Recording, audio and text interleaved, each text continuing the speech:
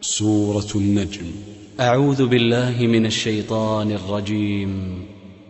بسم الله الرحمن الرحيم. والنجم إذا هوى ما ضل صاحبكم وما غوى وما ينطق عن الهوى إن هو إلا وحي يوحى علمه شديد القوى ذو مرة فاستوى وهو بالأفق الأعلى ثم دنا فتدلى فكان قاب قوسين أو أدنى فأوحى إلى عبده ما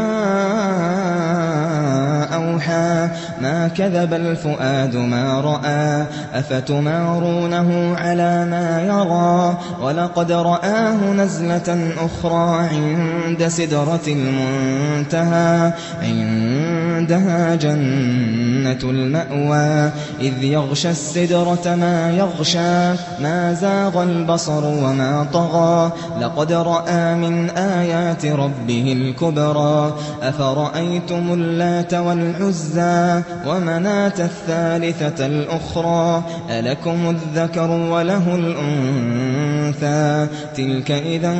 قسمة ضيزى إن هي إلا أسماء سميتموها أنتم وآباؤكم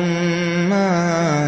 أنزل الله بها من سلطان إن يتبعون إلا الظن وما تهوى الأنفس ولقد جاءهم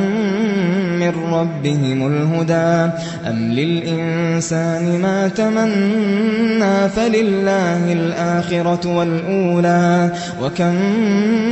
من ملك في السماوات لا تغني شفاعتهم شيئا إلا من بعد أن يأذن الله لمن يشاء ويرضى إن الذين لا يؤمنون بالآخرة ليسمون الملائكة تسمية الأنثى وما لهم به من علم إن يتبعون إلا الظن وإن الظن لا يغني من الحق شيئا فأعرض عن من تولى عن ذكرنا ولم يرد إلا الحياة الدنيا ذلك مبلغهم من العلم إن ربك هو أعلم بمن ضل عن سبيله وهو أعلم بمن اهتدى ولله ما في السماوات وما في الأرض ليجزي الذين أساءوا بما عملوا ويجزي الذين أحسنوا بالحسنى الذين يجتنبون كبائر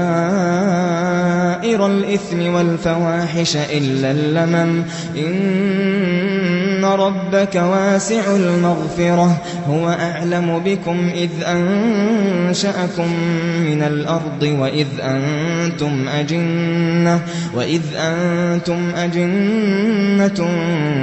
في بطون أمهاتكم فلا تزكوا أنفسكم هو أعلم بمن اتقى أفرأيت الذي تولى وأعطى قليلا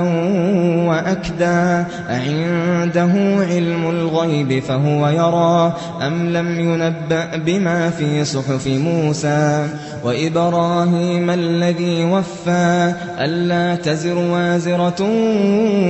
وزر أخرى وأن ليس للإنسان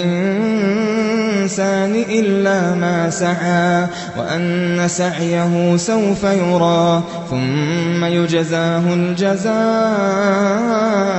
الأوفى وأن إلى ربك المنتهى وأنه هو أضحك وأبكى وأنه هو أمات وأحيا وأنه خلق الزوجين الذكر والأنثى من نطفة إذا تمنى وأن عليه النشأة الأخرى وأنه هو أغنى وأقنى وأنه هو رب الشعرى وأنه أهلك عادا الأولى وثمود فما أبقى وقوم نوح من قبل إنهم كانوا هم أظلم وأطغى والمؤتفكة أهوى فغشاها ما غشا فبأي آلاء ربك تتمارى هذا نذير من النذر الأولى أزفت الآزفة أزفت الآزفة ليس لها من دون الله كاشفة فبأي آلاء ربك تتمارى هذا نذير من النذر الأولى أزفت الآزفة ليس لها من دون الله كاشفة أفمن هذا الحديث تعجبون وتضحكون ولا تبكون وأنتم سامدون فاسجدوا لله واعبدوا